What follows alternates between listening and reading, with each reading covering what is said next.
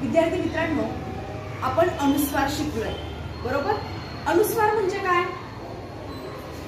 अनुस्वार म्हणजे एखाद्या अक्षराच्या शीर्ष रेषेवर दिलेला छोटासा टिंब, हे स्वरचिन्ह आहे अनुस्वाराचं बरोबर। अनुस्वार। आज आपण या अनुस्वाराचीच एक गंमत शिकणार आहोत। बघा आता इथे फळ्यावर सूचना दिलेली आहे, खाली दिलेल्या शब्दातील पहिल्या अक्षरावर अनुस्वार दे। ठीक आहे, आता एक एक शब्द वाचूया आपण, बघूया काय गंमत घडते इथे।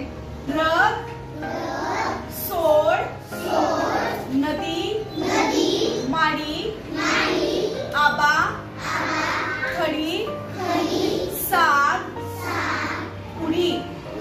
ठीक आहे, पण आता बघा मी रगच लिहिते आणि त्यातल्या पहिल्या अक्षरावरती मी अनुस्वार दिला, काय शब्द तयार झाला? रग या शब्दातील पहिल्या अक्षरावर जर मी अनुस्वार दिला तर डायरेक्ट शब्दाचा अर्थच बदलला। रग म्हणजे पांघरण्यासाठी वापरले जाणारे साहित्य, तर रंग म्हणजे आपण खेळतो ते रंग।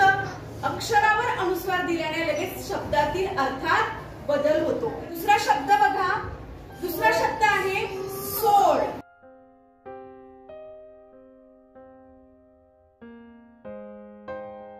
यातला पहिला अक्षर कोणता आहे? सो। सो वरती मी अनुस्वार दिला, सोंड। काय तयार झाला? सोंड। सोंड कुणाला असते? पुढे आहे नदी। नदी। नदीमध्ये पहिला अक्षर कोणता आहे? न। वर अनुस्वार दिला, काय झालं? नंदी। नंदी म्हणजे कोण? नंदी बैल बरोबर। कुणाचं वाहन आहे रे नंदी बैल? कुणाचं? शाबास, महादेवाचं वाहन आहे नंदी बरोबर आहे की नाही? नदी या शब्दामध्ये पहिल्या अक्षरावरती अनुस्वार दिल्यामुळे नवीन आपल्याला शब्द मिळाला, नंदी। ठीक आहे, पुढे आहे माडी। माडी म्हणजे काय? 2 मजली 3 मजली जर छोटीशी मातीची इमारत असेल, लाकडाची इमारत असेल तर तिला म्हणतात माडी। आलं लक्षात? आता बघूया काय गंमत घडते ते। मावर अनुस्वार दिला, काय झालं? कळली गंमत? माडी, मांडी। मांडीचा अर्थ काय होतो? आपल्या शरीराचा एक अवयव आहे बरोबर आहे की नाही?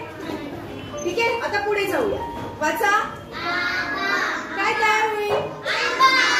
आंबा। शाबास। आबा मधील आवरती आपण अनुस्वार दिला तर काय तयार झाला? आता बघूया आपण हिला पहिल्या अक्षरावर अनुस्वार देऊन नवीन शब्द तयार करता येतोय का ते।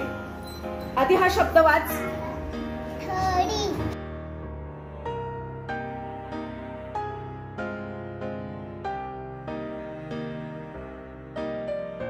काय शब्द तयार झाला? थंडी। खडी, थंडी। ठीक आहे, शाबास। आता पुढे लिही।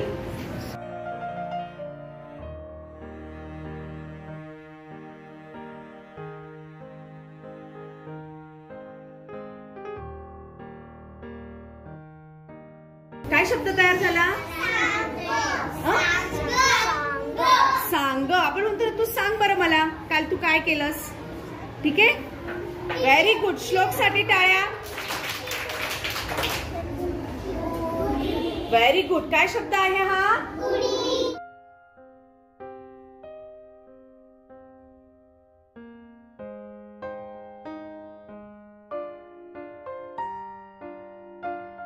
काय शब्द तयार झालाय हा? कुंडी। शाबास। दिव्यासाठी टाळ्या।